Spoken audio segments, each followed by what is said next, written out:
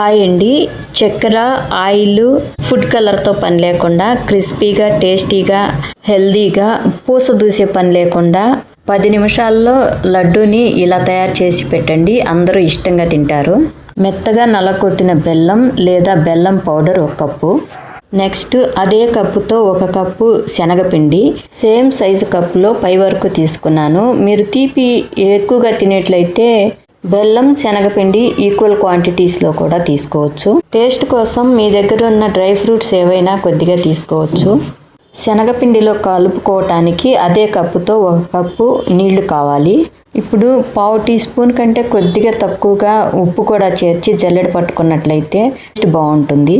Colour కోసం 1/4 tea spoon పసుపును కూడా యాడ్ చేసుకుని ఇప్పుడు పిండి కలుపుకోవటానికి పెట్టుకున్న 1 కప్పు నీళ్ళని కొంచెం కొంచెంగా పోసుకుంటూ బాగా కలుపుకున్నట్లయితే లడ్డు బాగా వస్తుందండి.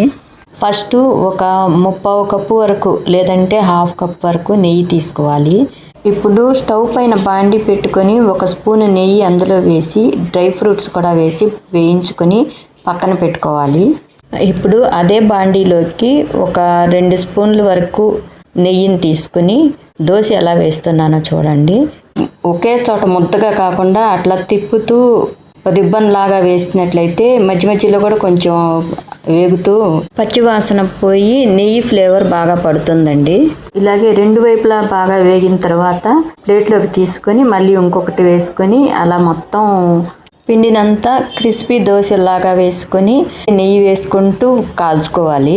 అన్నీ వేయించాక కలర్ఫుల్గా క్రిస్పీగా రిబ్బన్స్ లాగా ఎంత బాగా వచ్చాయో చూడండి. ఇంకా వీటిని కొంచెం చిన్న చిన్న ముక్కలుగా చేసి మిక్సీలో వేసి కోర్స్గా గ్రైండ్ చేసుకుంటే సన్న సన్న పూసల్లాగా బూందీ రెడీ అయిపోతుంది. ఇంకా పాకం ఎలా పట్టుకోవాలో చూద్దాం. స్టవ్ పైన గిన్నె పెట్టుకుని 1 కప్పు బెల్లానికి 1 కప్పు నీళ్లను తీసుకుని కరిగించి ఫిల్టర్ చేసుకున్నట్లయితే మురికి, ఇసుక ఏమన్నా ఉంటే వచ్చేస్తుంది. కొద్దిసేపు కాగిన తర్వాత బుడకలొస్తూ పాకం చిక్కపడుతుంది.